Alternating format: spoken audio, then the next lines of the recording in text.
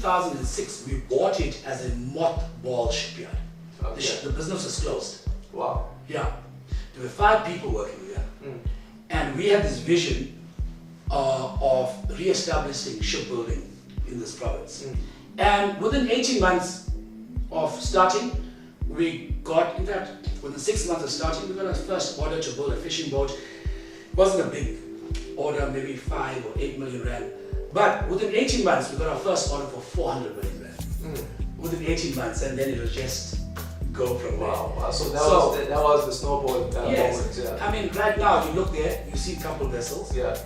That represents 3.5 billion rand of orders. What we were walking through. Yeah, all those, between those 4 ships. Yeah. Wow. But look at the 420 jobs created today. Yeah. So, over 500-600 suppliers. 90% of the suppliers are black-owned SMEs. So it has this great multiplier effect in the economy of Durban.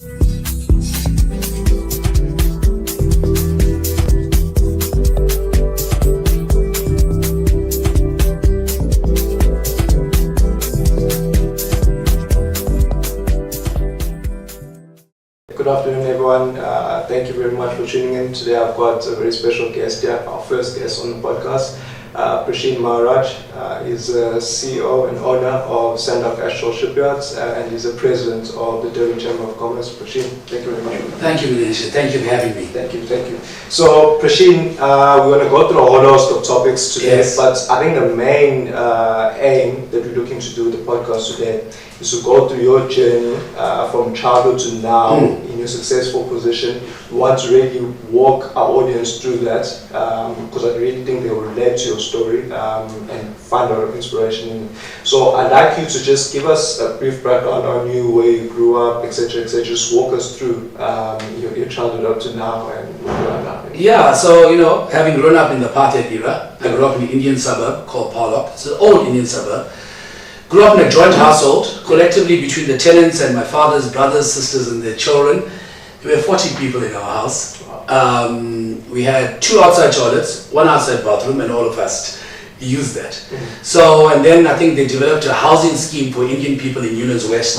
So at the age 16, we managed to get one of those council houses, and then I moved to Newlands West. It's a well-known township in Durban, near Nzama, Minenhle, in that area. So, and I went to school called Paula Primary, for primary school, and then in high school, in Newlands, I went to New West Secondary, and I think that was one of the biggest blessings in my life, to grow up in a school where activism was highly appreciated, activism against suppression, oppression, and that really conscientized me for the rest of my life. Yes. Wow.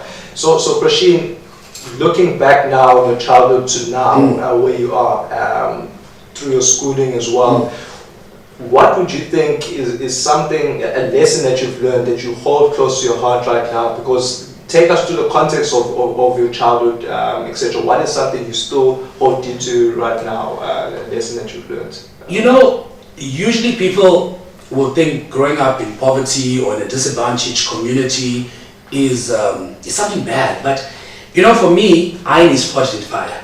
So all those challenges that we had to face as disadvantaged communities across the spectrum, I think it made us resilient, it made us persevere, it instilled in us an amazing work ethic. So I started working from the time I was 12 years old. Wow. Because if you wanted spending money to go play games or buy coke, go to the movies, your parents didn't have it. So from the age of 12, I started to work. So, and that I think held me in good stead, that when I started working, I already had 10 years of work experience.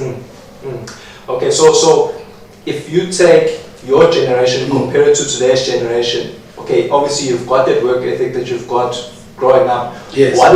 What is missing? Because I know it's a big, I'd say, misconception that our generation is a little bit lazy or entitled or whatever, but what is the biggest difference that you're seeing? Because maybe too much is given to us, life is a bit too easy, we don't have that grit and that X factor. What do you think is the biggest difference?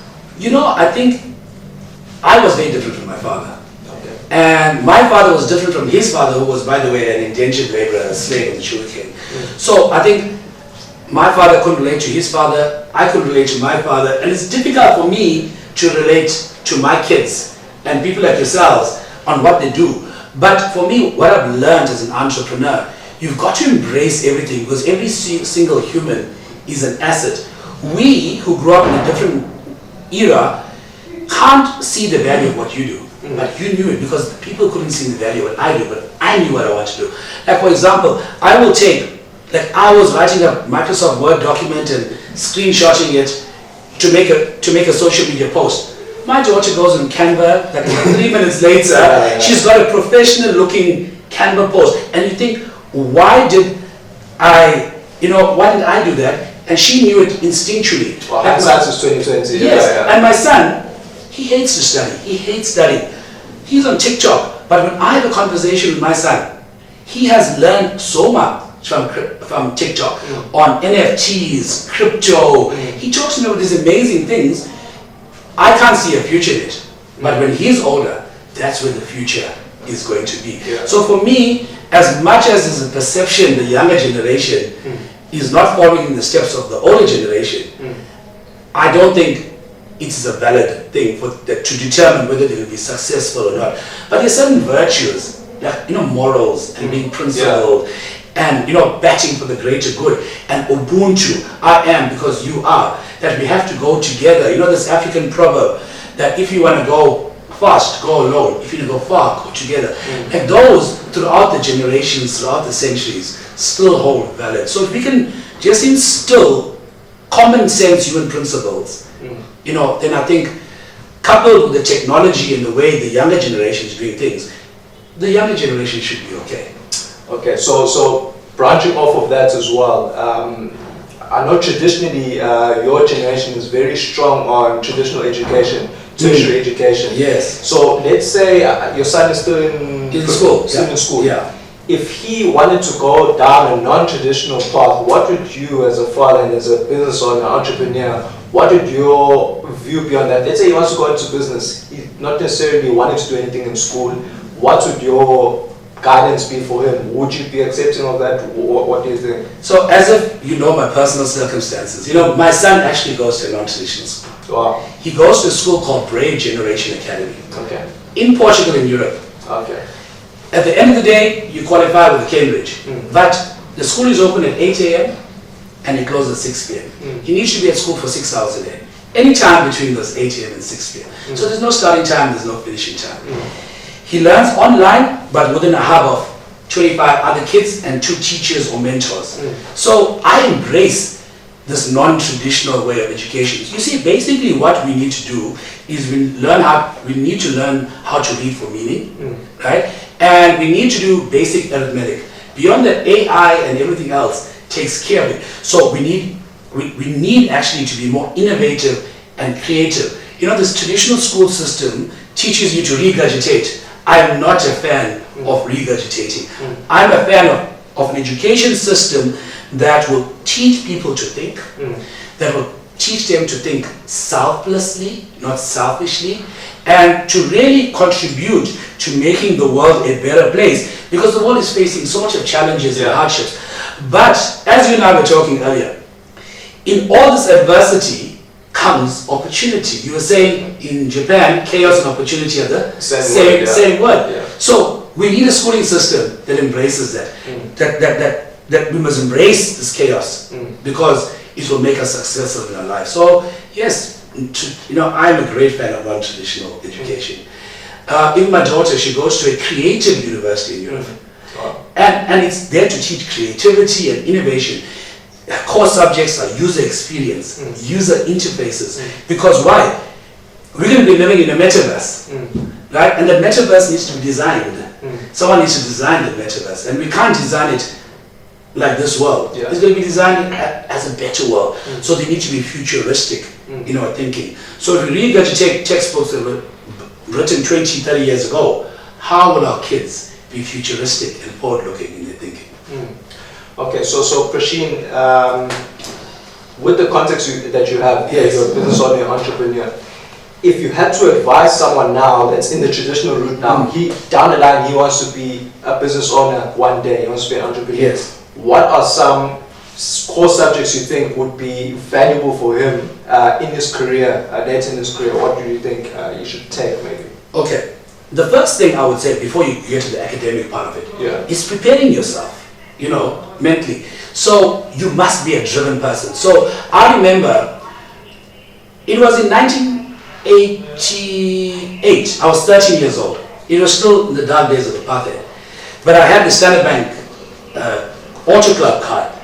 And they had this magazine and I entered a competition, a business competition. You had a business plan and all of that. And from the whole country, the whole of South Africa, white people, black people, everyone, I came out first. Wow. Yeah. So at that time I wasn't studying, I was doing the traditional geography, history, English, maths, all of those things. The one thing I did have the foresight to do is do typing. When the other boys went to do metalwork, I did typing because I figured computers are going to be the in thing. So to type fast, so I did do that. So I think mentally, you need to prepare yourself, and say that I want to be an entrepreneur and I want to be a successful business person and leave no stone unturned. Now, the other thing is, you don't need to wait for formal schooling to learn the entrepreneurial and business skills, because you just need to have a knowledge. You don't need to have a certificate to say I was competent in it. Now, when one looks at online learning, there is Harvard, MIT, the best Oxford, Cambridge, the best universities in the world are offering these courses for free. Like my son, at a young age, he's a dropshipper. Wow. Yes, that is a dropshipper. Wow. And he found a free dropshipping course online, and he did it. And yes, it's not hugely successful, but he makes a few dollars, in dollars, by the way. So that's what I'm saying. You don't need to always say, I need to study to be an entrepreneur. You look at Steve Jobs. He left university, but he went back to university to audit, as he calls it, certain courses like writing and so forth, so that he could learn the skills that were necessary for him to be an entrepreneur. Remember, not for once am I not advocating that you must become highly educated, because I'll be a hypocrite. I got many degrees, right? Even as recently as 2022, I completed my last master's degree. But I'm saying, I read the equivalent of one book a week in magazine articles, in journals, other such books. So you have to be constantly reading and consuming knowledge like a sponge across all things, because you can't, as an entrepreneur, you need to be able to talk to anything about anyone. And you never stop learning. And you never stop learning, yes. Yeah. So now let's take it back to your role as CEO of Standard Commercial Shipyards. I want to know, how do you find the best talent now? Now that you're talking about the education, etc., I know it goes deeper than the qualification and certificate. Yes. How do you find your best talents to take this company to the next level? So, how do you go through that process? Obviously, we have an HR division, and they do the traditional recruitment and selection and put job specs out there. But I found my best talent comes from growing your own grass. That means we run the largest artisan intern in-service training program in the marine engineering industry in South Africa.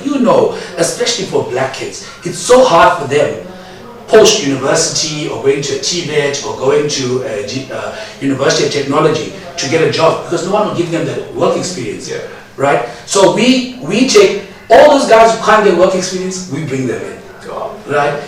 And whether they're an artisan, which is a TVET, or whether they're a university intern or an in-service from University of Technology.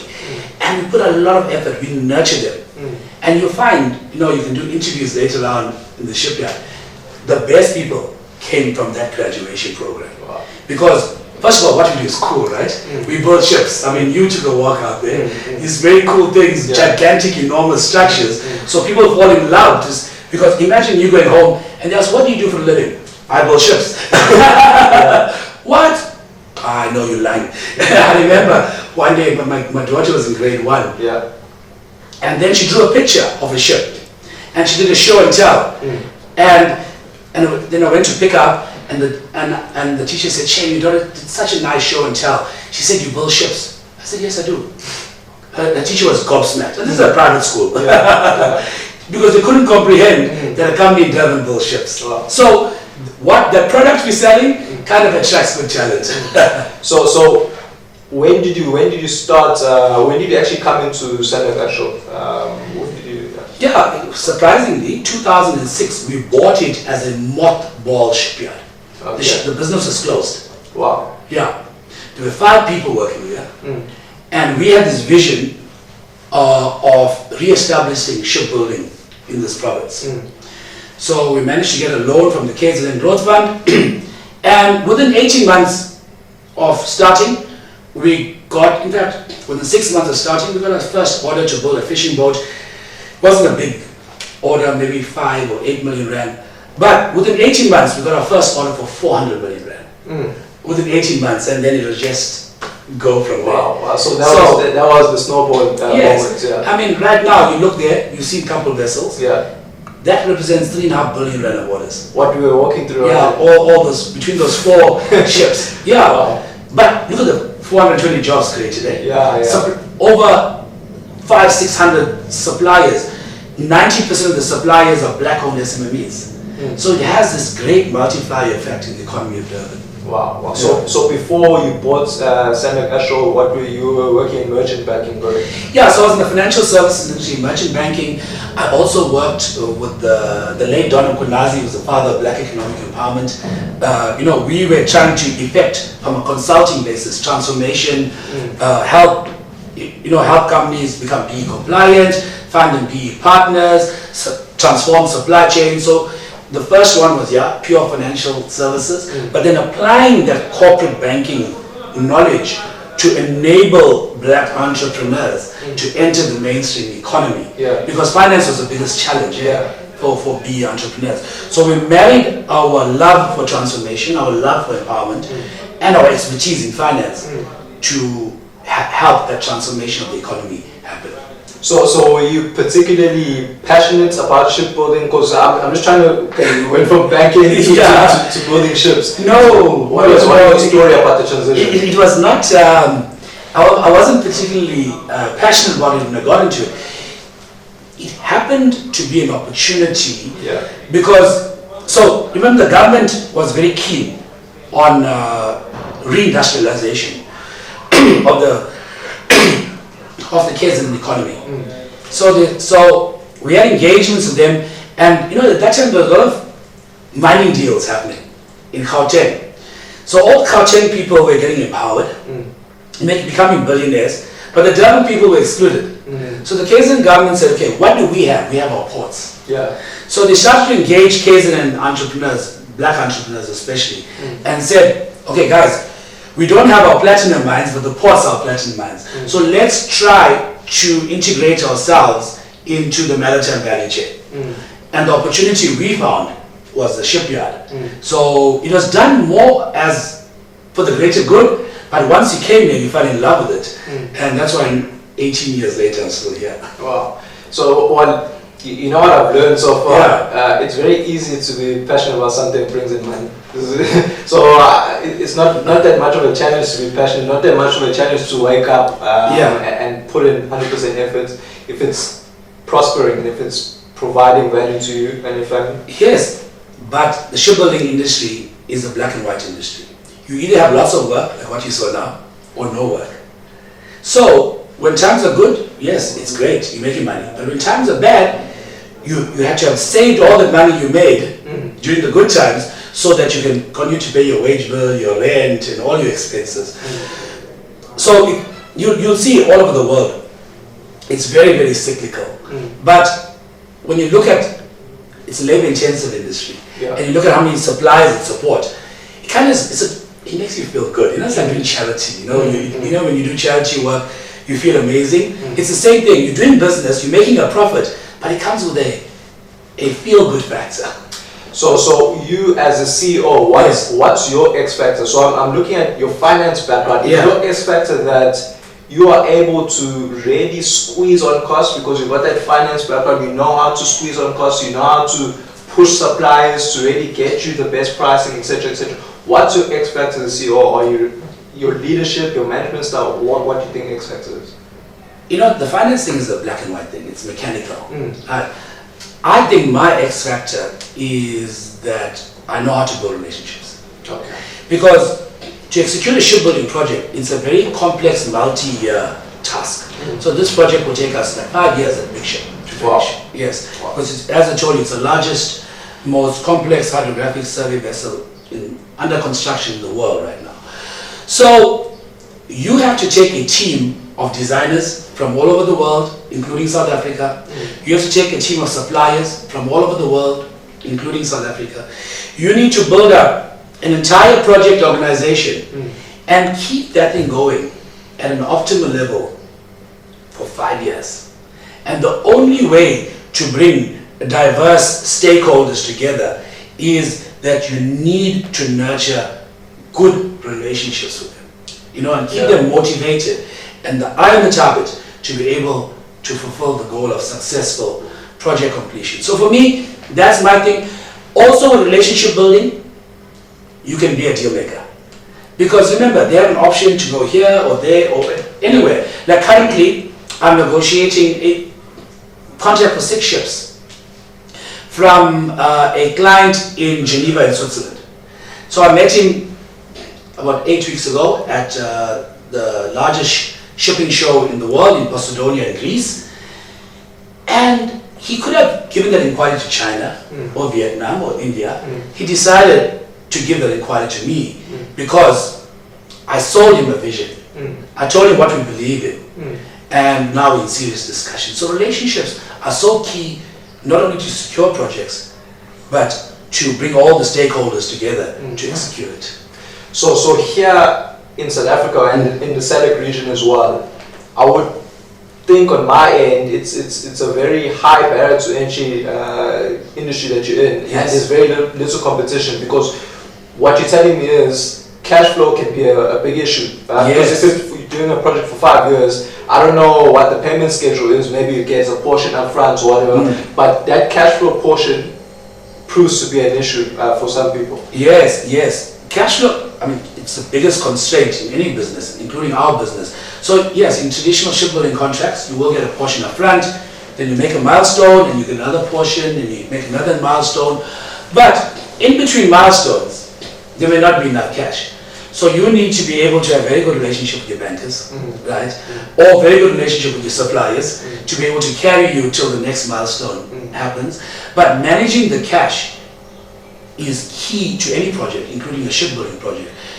Remember, in the world of project management, there's only 3 rules. The project must be done on time, it must be done on budget, and it must be done in accordance with the quality and technical expectation of the client. And we need to manage those 3, because the moment you get a cash flow problem, the project's going to be delayed or the project's going to fail. So that finance background that you're talking about really helps. But the kind of finance background that I have is different from an accountant, because they do these things. Mine is more about investing on the stock exchange and bonds and currencies and structuring deals rather than accounting cash flow management. So, like when you're saying you need to have good relationships with the banks, I would think on my end you've got quite a bit of bargaining power as well to really get the best deal. You know what happens on the other side as well. So you got that bargaining power to get the best deal with the banks. I think, Minenhle, it's not only about the bargaining power. I know how they evaluate risk. So when I present my application, I will mitigate every risk that they could potentially come up with. So for me, having that background knowledge and the intimate knowledge of how credit risk is evaluated makes me put a winning application together. So taking it back, let's go maybe a little bit down the scale, a little bit to SMMEs. I'd like to think having cash reserves is very important, especially with how uncertain things are. Having cash reserves is very important because you can't rely on the bank all the time. And interest rates, the level they are right now, it's a bit tough for small business. So, for SMMEs, cash is always a constraint. Cash flow is a constraint. So I'll give you an example. So obviously we push transformation hard here, and allow many new black entrants in the industry. It took time when we got there. So there was a tiny entrepreneur who could do a certain scope of work. So we started giving him business, 100,000 rand job, 200,000 rand job. We worked with that for 2 years. We built him, we taught him how to estimate, how to keep financial records. We gave him a storeroom here. And then we got a big project, and suddenly we gave him a 10 million rand contract. That lasted 6 months, 10 million rand. And that project would have made it for the rest of his life. But what he decided to do is buy a fleet of double cabs, brought an entourage. When the project finished, the double cabs were gone, no reserves, and in debt. So SMMEs need to learn how to do proper financial management. Saving for the rainy day. Not being egotistical that, hey, I got a 10 million rand contract that I'm now made, because that thing goes very fast. And I think that level of financial literacy really needs to be a very, very important course. It needs to be taught from grassroots, actually. Yes, because it needs to be inculcated in you. A savings culture needs to be developed from a very young age. Because, people get caught up in the glitz and glamour of pop culture, of hip-hop culture, especially in South Africa. We all look at these influencers and celebrities, and we all want to be them and drink 3,000 rand bottle of champagnes and 5,000 rand bottle of whiskies. But those things are all sponsored for those people that you see on social. They're not paying for it. So I'm really saying we need to cut our cloth to our size, especially SMMEs, and be more conservative in how we handle our cash. And really, in fact, you should get a financial advisor who will hold you to account. Yeah, because if you manage yourself, you're always a temptation to take from your savings. Yeah. So with the government being your biggest clients, I'd say, so you're going through the tender process. Yes. Now we're going to branch as well to black entrepreneurs, SMMEs. Yes. Let's break down that misconception about the tendering process, right? That there's certain people are always earmarked and it's always given to certain friends. What would you say, or what would you advise small businesses on how to win tenders and how to win the tender contracts? Yeah, you're right. There's a huge misconception, unless it's outright corruption, and we do know there's outright corruption, and certain people are favored, and they awarded contracts whether they were a compliant bid or not. I can't talk about that. That's corruption. But what I can talk about is the normal situation, what we do. I think the first thing you need to do is to do active marketing before a tender is actually put out. And it's normal. You have companies from all over the world coming to South Africa to punt their products, to punt their services, tell you why they're the best in the world at what they do. We as South Africans need to have that proactive stance. So when these guys are putting up a specification for a contract, they said, okay, we've done our research, people pitch to us, given this universe of information we have, what is best for us as the client, as the government, and they write a spec. Hopefully you did a good enough job, your specs are in that tender. So half the battle is won. The second thing is about compliance. If you don't have your BE certificate, you don't have your tax clearance certificate, you don't tick a box, you don't sign a page. I lost out on a 3.4 billion rand government tender because I missed out one signature. One signature. I was the cheapest price. I was kicked out because of from 4,000 pages, one place didn't have a signature. So who got that contract instead? Another company. Wow. Another company. So, and it's an international company. So that's what I'm saying. The administrative compliance is so important. Then ensuring technical compliance is very important. But remember, technical compliance is usually a 70% requirement. So if you try to go 100%, your price becomes too high. So I'm saying as a tendering strategy, go for minimum compliance so you can become the cheapest price. Because after you got administrative technical compliance, it becomes price BE. So generally you have to go for the lowest price. But you know what I've noticed is a little bit wrong with the tendering process. It promotes the wrong thinking in business, that the cheapest company wins or the cheapest product wins. When I would say the best thing in business, is to be the best at what you're doing, to provide the best product, to provide the best service, the best customer service to your customer. So it promotes the wrong thinking. I don't know if you see it the same way. So that's why they have the technical compliance. Yeah. The technical compliance, if you're not the best, you will fail the technical compliance hurdle. So you know what I think is unfair about tendering is the administrative compliance. If for example, you miss out to fill a line with the manual tender form, or if you didn't cross, you get excluded. Whereas we have this the central suppliers database. Yes. We should be able to fill in every single bit of information up front on that. So, and the system then automatically checks if you are administratively compliant, and then if you're not, it highlights in red, hey, you didn't fill in this, you didn't fill in that. Because that's the unfair part. When people got the best product and the best price, but they get kicked out for lack of administrative compliance. That's unfair.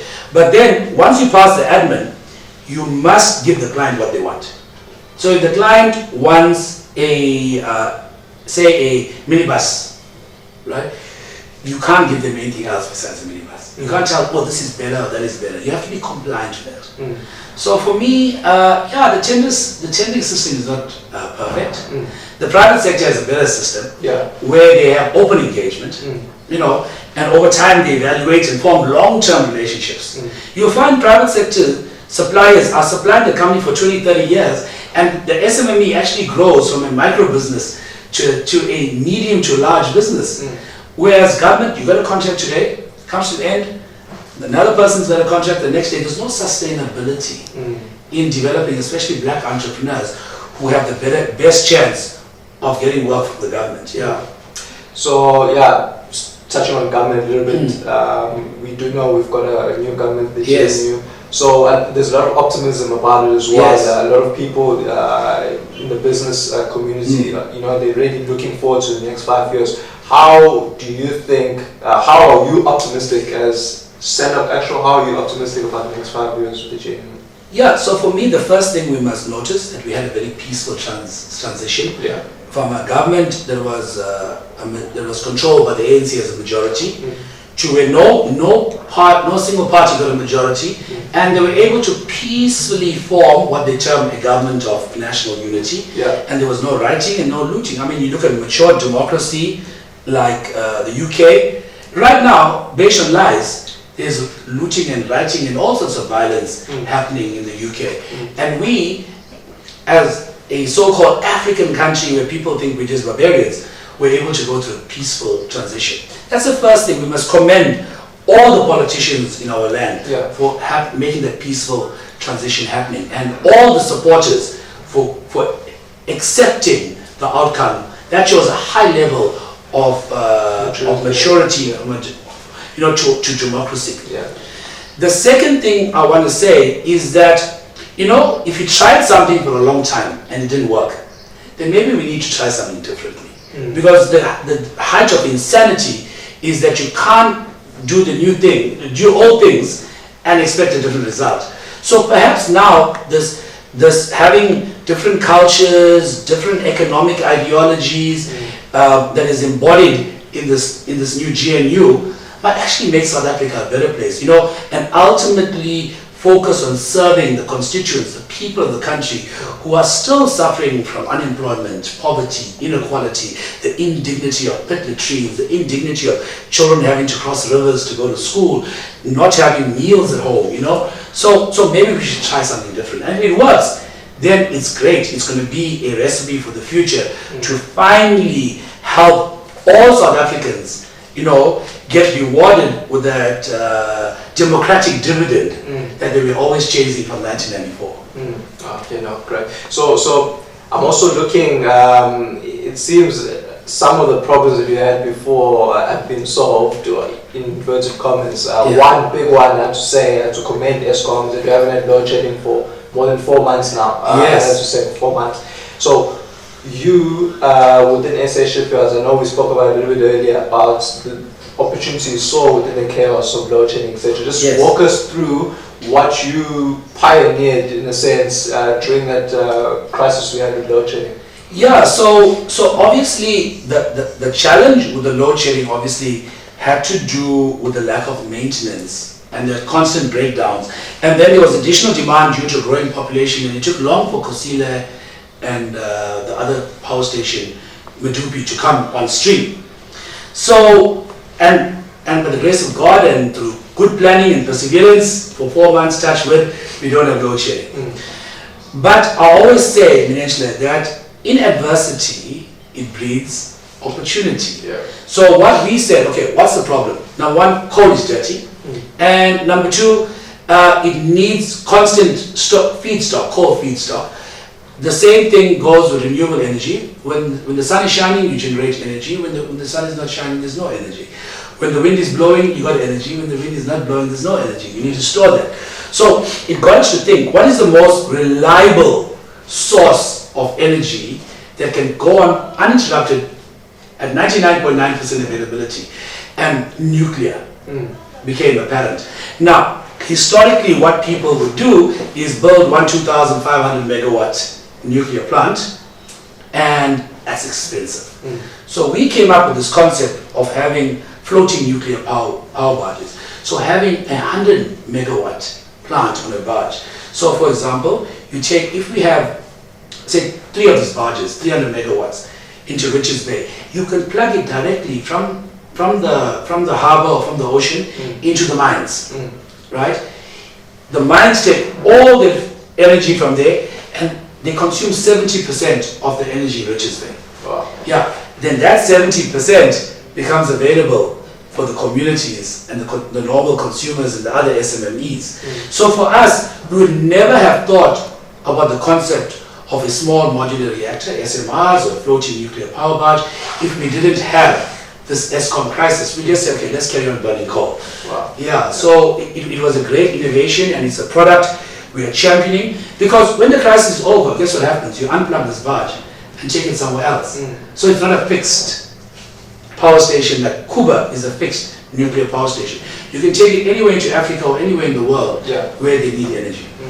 So what you talk about there is it's quite complex, you know, it's a lot of engineering, etc. Yes. They had to go into. You've got a finance background. Did you have to consult some talented people in that space, or have you upskilled yourself in a way? Because like you're shipbuilding now, you're doing all this other stuff. What have you done maybe in your tenure so far here at Sadok Ashore to upskill yourself in all these other things that you're doing? So the only course I can think I did was relevant to engineering or project execution is supply chain management. Okay. So I went and did a master's degree in supply chain management, because a project is an end-to-end supply chain. So if you know how to manage the supply chain from end to end, then you know how to execute projects. So I did do that. But once again, I go back to building relationships.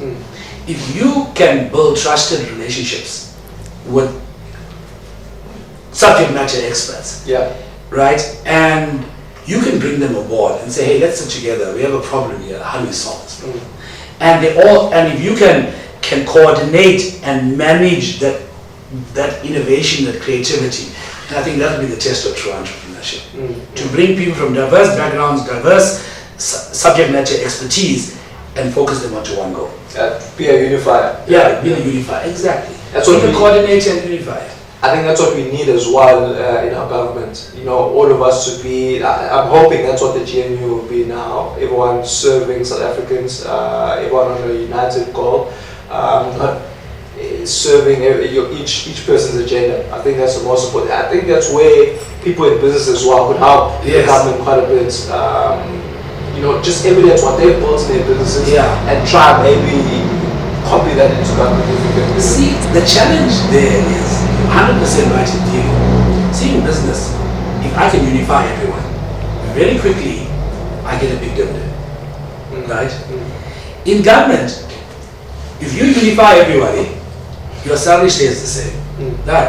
And it takes long to move the level of literacy from 50% to 90%. It takes long to eradicate, pick the trees. It takes so long to achieve societal goals. So people get demotivated easily. But we have to learn to persevere. You see, it's so easy to do it in business, to unify, because quickly you get to reap the rewards, right?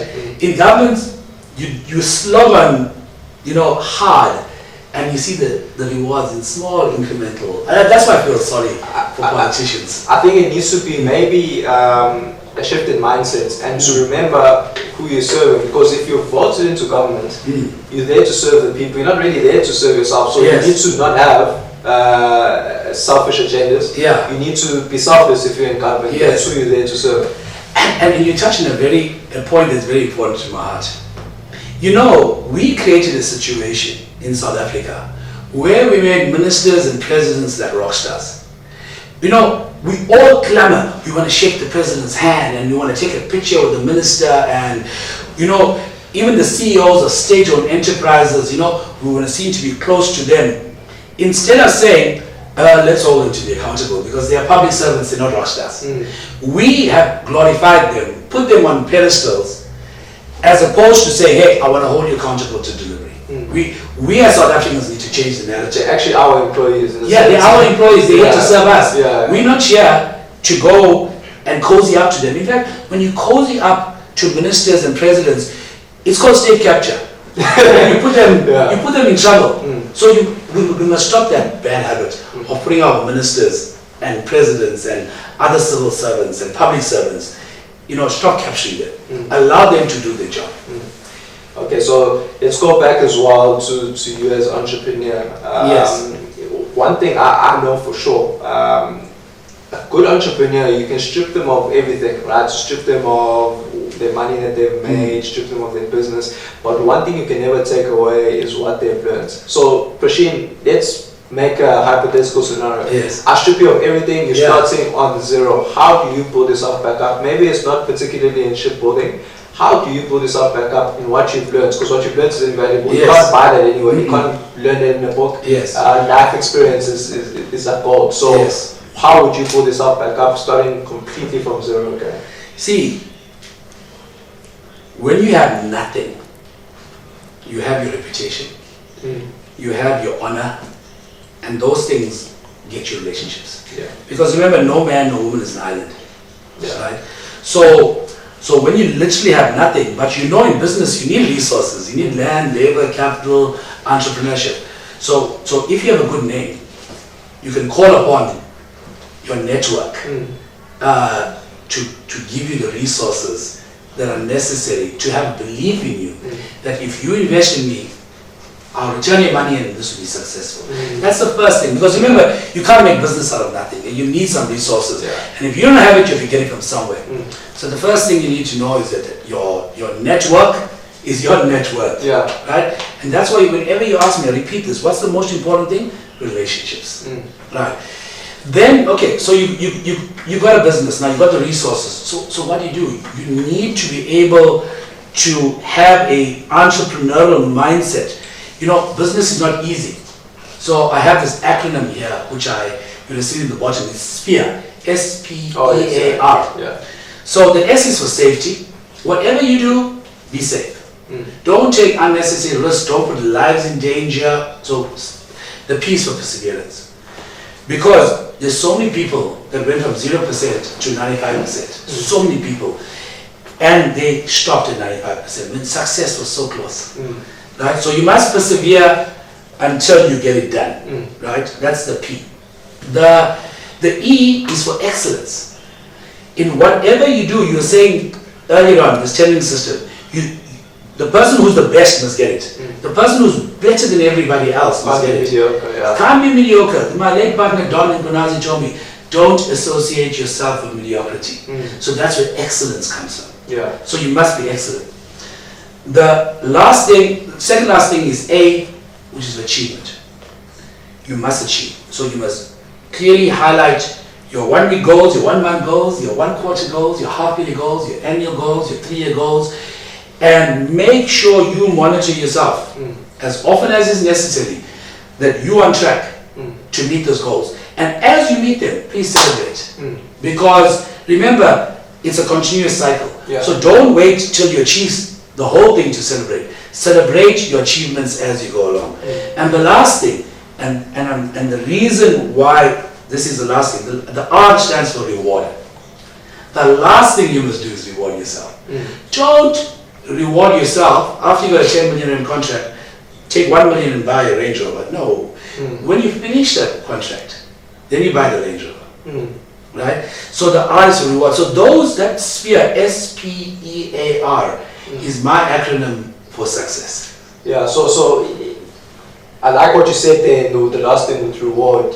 Even when you look at a P&L statement, when you look at the flows of money, who gets paid last? Who gets the dividend? It's supposed to be the entrepreneur. Yeah, the entrepreneur gets paid last. So everyone thinks entrepreneurship is easy, but I would say as well, it's very selfish. You get your rewards long way down the line. You need to be able to look past your own nose. And really, the best entrepreneurs that I see, look at Elon Musk, look at Jeff Bezos, they've made other people rich, they've served other people, they've created jobs. So when you take that back to someone who's looking to be an entrepreneur, what are some of the things that they're not expecting that they should be aware of? Like what I'm saying right now, that you have to be selfless if you're going to be an entrepreneur. You're going to be paid last. Sometimes, if you're going to have to, because now you have responsibility, you have employees. Let's say it's a bit tight on cash flow. Before you even think about yourself, you need to make your pay your salaries. You need to pay your salaries on time. So what are some things that maybe some people are not aware of about entrepreneurship? Now this is very interesting. As an entrepreneur, you fail more often than you succeed. You always fail more often than you succeed. But remember when I spoke of my acronym SPEAR, the S is for safety. So say for example, you do 10 things. Out of the 7 things, you'll fail. Make sure that when you fail, you only lose 1. So you lost 7. But when you win, you must win 3. So the 3 times that you won, you got 9. So your net effect is that you're up 2. Don't be disillusioned to think as an entrepreneur you don't fail. I'm saying people don't understand that. They look at people and they think, they're so rich, they must have had no failures. No, they failed far more times than they actually succeeded. But they were smart. When they failed, they fell forward, and managing the risk so that when the failure comes, you must know, let me cut my losses here and live to see another day. The other thing about entrepreneurship, as rewarding as it is, if you're not mentally ready, I was talking about being mentally ready to be an entrepreneur, it can be a soul-destroying experience because you give up your health, you give up your family time, you give up so many things to make this baby called your business a success.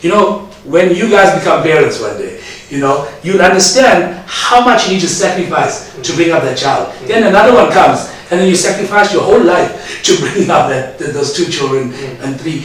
And it's that same thing. A business needs that same amount of attention, love, and care that a child would need. So what, looking back now, what has been your toughest moment? Let's not say in your life, in your time here as CEO and owner of what has been your toughest moment here? Being in the industry that we're in is so reliant on government. I think the toughest moment we had was navigating the state capture period. Because there was constant demands on us to pay kickbacks and bribes. Yeah, there was always, like I was hearing rumors in the business environment, there were always bribe envelopes being passed around. There was that pressure from, We took a moral stance that we're not going to do it. Now, and us as small businesses who did not have that cash flow reserves that the corporates have, how many large corporates succumbed to state capture? They paid their bribes. They buckled under pressure, right? It's all in the media. I'm not going to mention any of them. You can read about them. We were strangled. They held back all our contracts until we paid the bribe, and we refused. Until it became dangerous for them to push any further, so they relented. Sometimes for 2 years we would not have any work because we would not pay the bribe. So that for me is the hardest moment, but also the most proudest moment. When all the large corporates were succumbing to state capture, paying the bribes, doing illicit things. I held my head up proudly in society and said, no, we're not doing it. So that could maybe go back to how you were brought up as well, because maybe that could be something your parents taught you, that even though you weren't well off growing up, money isn't everything. You don't put money above all the other morals and values. So let's touch back on your childhood. Maybe is it something in your faith, maybe, or something that your parents taught you? What gave you those pillars? I think growing up, the good thing about growing up in a township, it was a very close community. We could walk the streets at time, day or night. So you got to know every uncle, auntie, aunt. You got to be involved in community-based organizations. You learned the right between right and wrong through oppression, through reading. And I think it takes a village to bring up a child. And for me, being born in a township, I was brought up by a village. And I think that held me in good stead in terms of developing my moral compass. Yeah, of course. The reason why I'm touching on that, the context of most people that are hustling, if I can say so, SMMEs, young people, is that economically they're not doing well. And even if, the business is starting to take off a bit, they're living hand to mouth. Yes. So that they could compromise themselves a little bit as well. Because that's the context we need to remember. Some people don't have that option of saying, hey, I'm not going to, do things that are going to compromise me. So what would you advise someone that's in those circumstances, advise them why they shouldn't compromise themselves? You see, I want to get a little bit political here. Okay. Especially with a black person. See, black people are not allowed to make mistakes. You make one mistake, your name is tarnished forever. Yeah. You look at these large corporates who openly admitted that they made these mistakes and paid the bribes, and they paid the fines, and then it's business as usual for them. Everyone, the whole world still loves them. But as a black person, the moment you step across the line, you are chastised and labeled for the rest of your life. And that's what you must remember. The world does not forgive black people easily. But large corporates, global corporates, they are the darlings. So, if largely the audience, the target audience here are previously disadvantaged people, don't do it. Because you will never recover from that situation. They say it takes 10 years to build up a reputation and 10 seconds to completely ruin it, to tarnish it. So the trade-off is not worth it, Yes. The way I look at it. So in saying that, what is, as an entrepreneur, what is a moment where you said, I made it? Maybe it was one contract that you made or one payment that came in. You looked at the balance, you're like, no, I made it now. So what was that moment for you?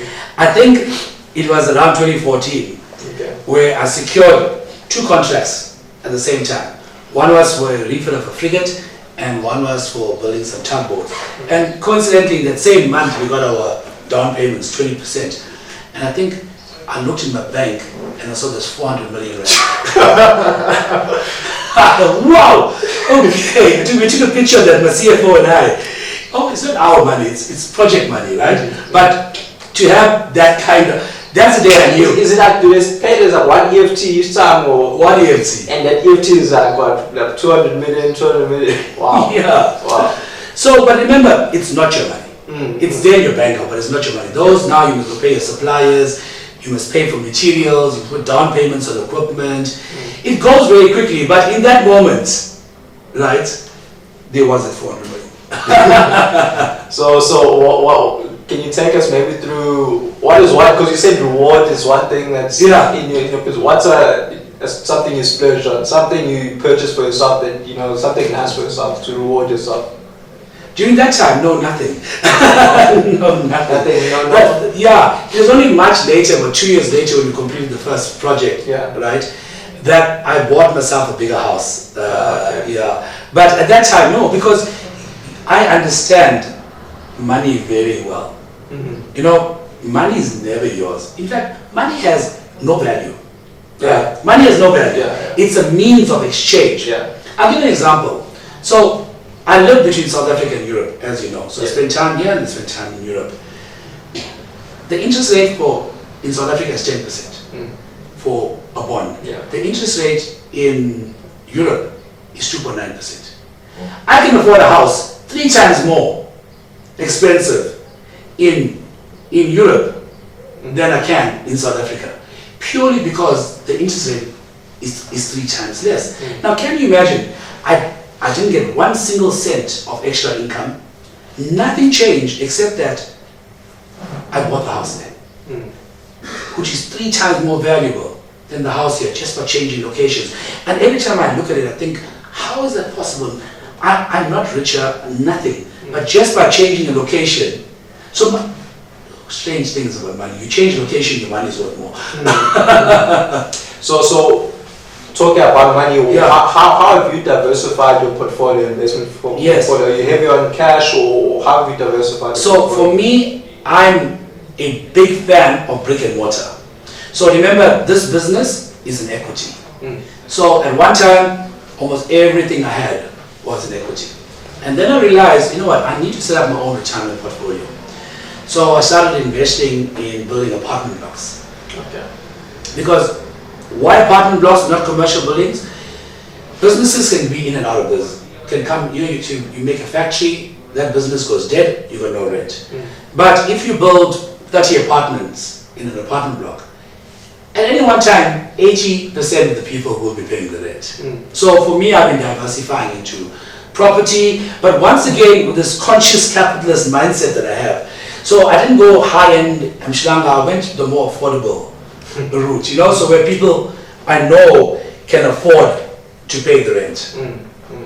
Okay, so in saying that as well, I think entrepreneurs need to have a good relationship with debt or understand debt. What is your, I think, tips on debt, how to use it, you know, in your advanced course? I don't know if you're financing those apartment blocks that you're buying, or like, just walk us through that. Remember, leverage is your friend. Yeah. Leverage is, as an entrepreneur, it's a very important concept to understand. Leverage is your friend. If you can't leverage, you're not gonna not take your micro business to a medium business, and you're not gonna take your medium business to a large business. Yeah. So leverage is your friend. Now, the very important thing about debt can be a good thing or a bad thing. Depending on what you're buying, yeah. Yeah. So for example, suppose that I am borrowing money for project finance. So there's the start of the project and there's the end of the project. So when the project is finished, that project finance debt is paid off. Right? So there's defined starting time and defined finishing time.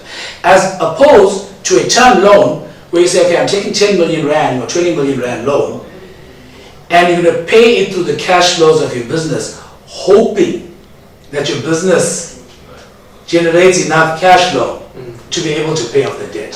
So remember, the project are guaranteed cash flows. So it's a guaranteed debt repayment. It's the same thing with I finance the properties. So, you know, I put in 40% cash, 60% loan. Because the worst case scenario, I can't meet the bond, the building can be sold and the debt can be settled. Yeah.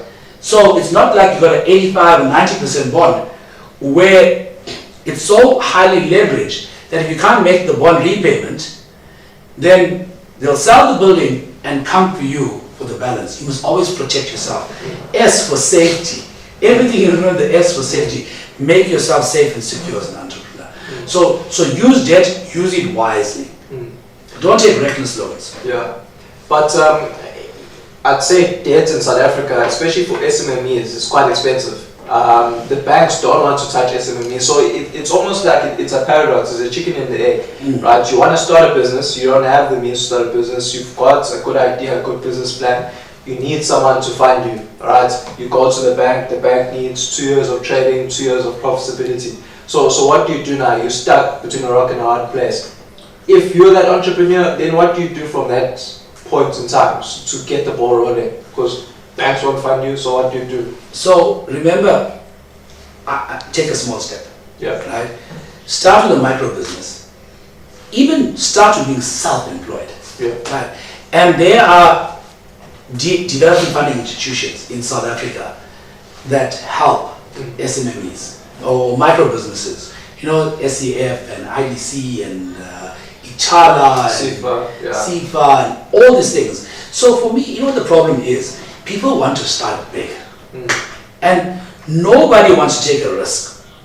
Right? So rather start tiny, build up that 1 year and 2 years of trading, because nothing beats success like success. So once you can build up a track record, then people will instill confidence in people.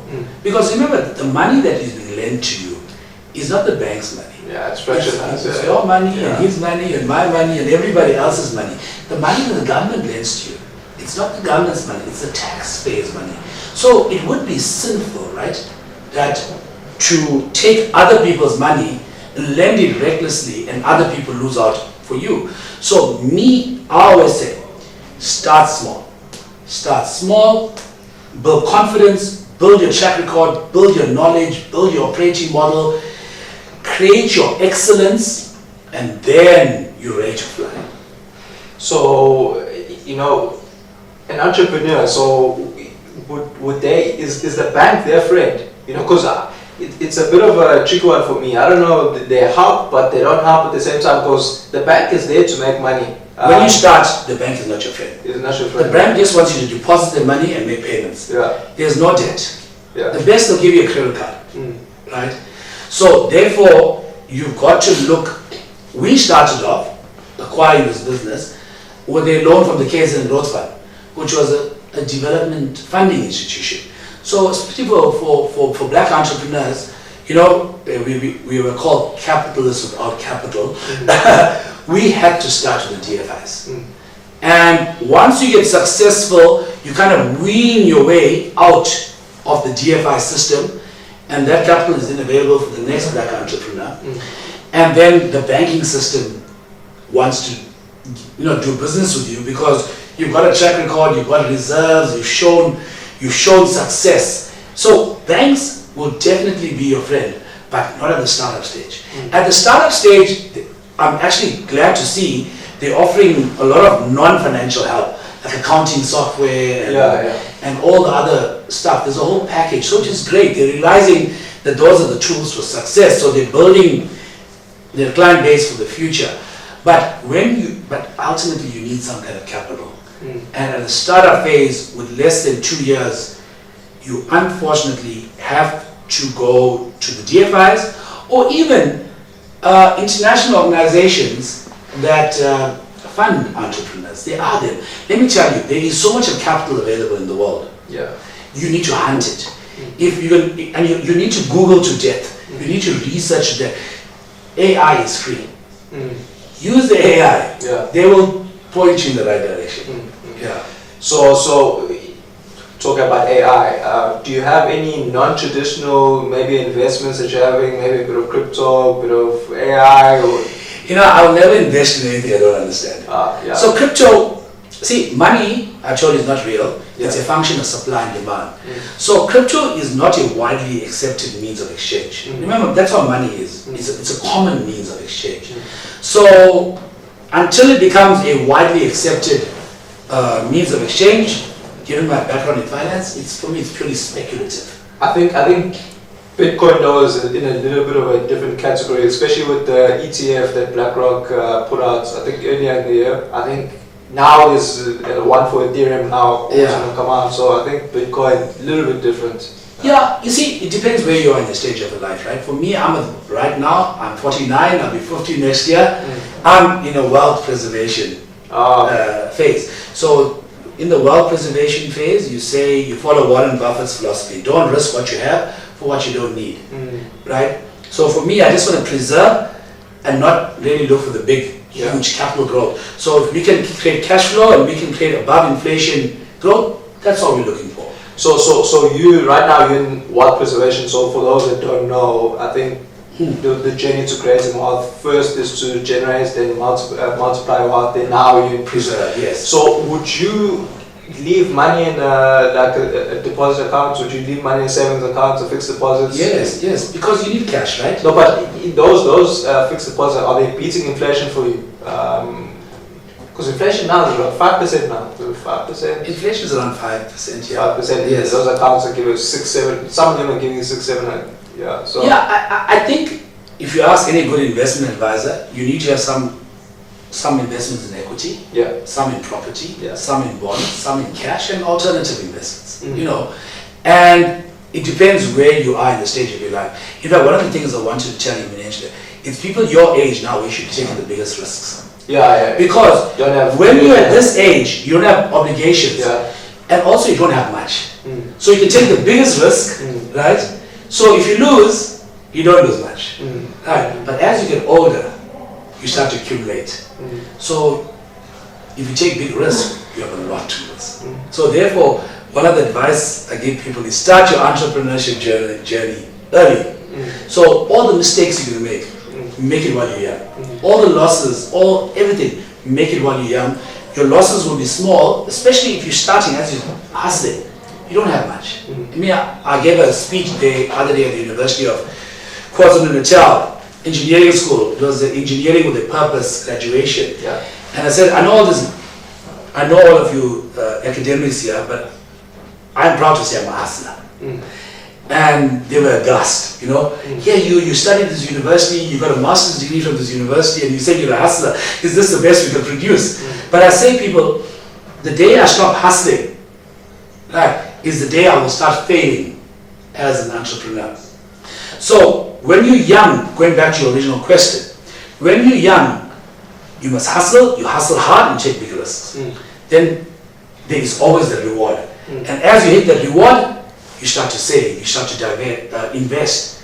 So you can take less and less risks. Till you reach the age of maybe 45, 47, 50, and you say, okay, now I just need to get inflation plus 2 or 3%, because now you got kids, they're older. And there's, well, I'm not at that stage yet, but I'm sure after a certain point, there's not much more you can buy. Like, how many houses can you live in? How many cars can you drive? You don't need more, I promise you. And see, the simpler your life, the wealthier you are. Because you can accumulate as many Bentleys and Rolls Royces and Ferraris and Porsches, but they all going to cost you a lot of insurance. I remember at one time I was stupid, I went and bought a Bentley. I only for 2 years, and I drove it for 1,500 kilometers. And I just spent a lot of money on insurance and maintenance. And then I said, but I got it on the system. But you have to maybe do the stupid things to get it out of your system. Yeah, so I'd like to maybe go to the next point now. So right now you're in your wealth preservation mode. So are you planning to leave it behind for the next generation? Because you're a first generation entrepreneur. Yes. So that's the plan now, to really maybe create a Maharaj dynasty, if you can say, for... I don't think I necessarily want to do that, except maybe with a passive investment portfolio like the property. Anyone can manage a passive investment portfolio. The shipyard, if my kids want to come on board, they can come on board. If they don't want to come on board, maybe they have their own plans and their own visions, and maybe they want to start something like you. Like, I know my daughter, she goes to a creative university. She wants to be a designer. She wants to own the next what's this company called? LNBT, that Louis Vuitton, Moet, Chandon. That guy's the richest or second richest person in the world. She wants to be him. Wow. Yeah. With all the luxury brands. With all the luxury brands. Yeah. She loves designing. She's a talented artist. She's a creator. So all this is boring to her. And I'm never going to stop her. And she must go and pursue her dreams. My son, he views this as all world. He's into drop shipping and NFTs and crypto, and he's looking at AI, and he doesn't see himself being able to sit in one place for too long. He just wants to see the whole world. Seeing the whole world, maybe become a blogger or whatever, I don't know. And bloggers can make billions, So right now my children's minds are not in the traditional engineering business space.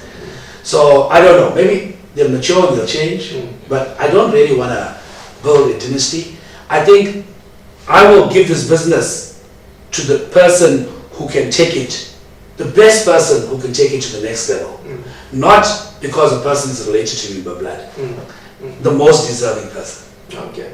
So outside of, let's say, your family life and business, like, how are you taking care of yourself? Take us through your routine, because you're traveling quite a bit right now.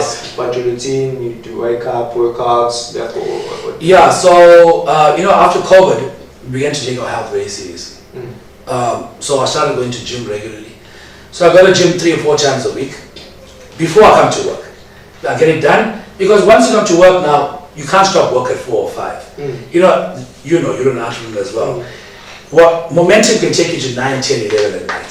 So you're going to miss out. So always start with gym in the morning, and not at the crack of dawn. No. I get up in the morning at 6 a.m., make a cup of coffee, and I start doing work. Around 7:30 I go to the gym. But I did an hour and a half of work, or an hour of work. Then I gym, eat breakfast, and then get to work. I play golf. Oh, okay. Yeah, I love playing golf. Golf is the only thing that helps me with my ADHD. So I have to be present in the now. Have you done some deals on the golf course as well? Let me tell you something. You don't actually do the deal, but you build the relationship. Yeah, you build the trust. Men or women, for that matter, spending an uninterrupted 4.5 to 5 hours together, and through the worst of times, I'm not sure if you played golf, it can be a very embarrassing experience and very frustrating experience sometimes. And so you go through life on this golf course, good times and bad times, and you get to see the other person and how they react and how they behave, and that builds trust. So I play golf, and obviously I do a lot of traveling, not just for business, but in between. I love Michelin star restaurants, for example. Okay. So if I'm traveling to Paris or to Athens, I'll seek out one Michelin star restaurant and splurge on that meal. So are you, outside of that, do you have any like a special diet or anything, or you're really watching what you eat, stuff like that? So yeah, I try to eat as healthily as possible. I don't have a diet. I just make the right choices, So, my one weakness is pastries, So I do have a weakness for that. But I'll try not to have fizzy drinks, and I'll try not to have chocolates. And, in my plate every day, there must be a protein, there must be veggies, and there must be a healthy carb, Make sure that 3 things are there. And not just eat junk food, burgers, pizzas, and fried chicken. No, not so much. Okay. Just make healthy choices. Yeah. Dieting is not sustainable. So in closing, Prasheen, I'd like you just to tell us what are your future plans for Sandakasho. What are some achievements that you're looking to, or some goals that you have in the future? There was a handover ceremony we did for 2 vessels on Monday. Yeah. And I said that in the late 1970s, the South Korean shipbuilding industry was the same size as the South African shipbuilding industry.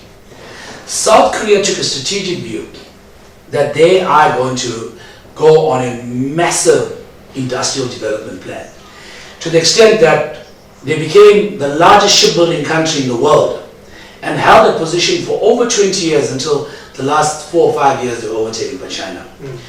For me, a country that suffers from a high level of unemployment, poverty, inequality, we need to create industries that are labor intensive. And the shipbuilding industry is a labor intensive industry. So if we can grow this industry to create more and more jobs, for me, that's my goal. And that is why I spend so much of time in Europe, because that's where the clients are, that's where the technology is, that's where the decisions are made. We offer an amazing competitive advantage in that when you convert our labor rate to dollars, it's very cheap. Yeah. So you take that cheap labor rate, you infuse European technology and efficiency into it, bang, you got a winning formula. And that's what I'm going to do. In the late 1970s, there were over 8,000 people working between this shipyard, Dormac, and Elgin Hammer. Today there's less than 1,000. So if I can take it in my lifetime back to 8,000 employees, direct employees, then I would have done well. Prasheen, thank you so much. Thank you for your time. You're very welcome, Manisha. Thank you for having me. No, thank you so much.